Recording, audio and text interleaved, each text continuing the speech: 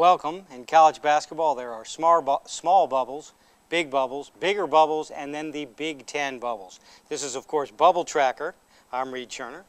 Tim Gardner from USA Today will tell us who's in and who's out and who needs to do what. Tim, it's Big Ten time. It is. Big games on Tuesday. First off, Minnesota, Michigan State.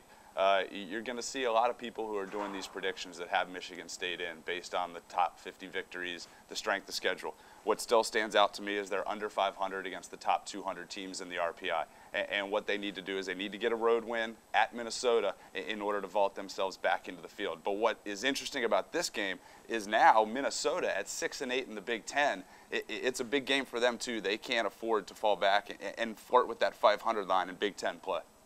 All of life is not about the Big Ten, though, Tim. We've got teams east, west, and south of the Mississippi, if that's possible. You're right. Well, we're going to start with one more in the Big Ten for a team that kind of needs the win, and that's Illinois. They play at Ohio State. Illinois is 7-7 in the Big Ten right now.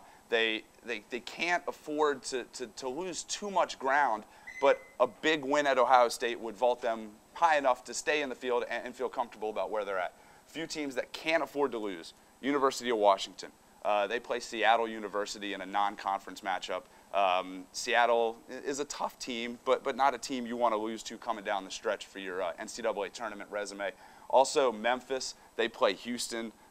Memphis is coming off a tough loss at Rice over the weekend, flirting with the fringe of the field of 68 right now. We still got them in. They lose to Houston, they're probably going to fall out. And lastly, Virginia Tech.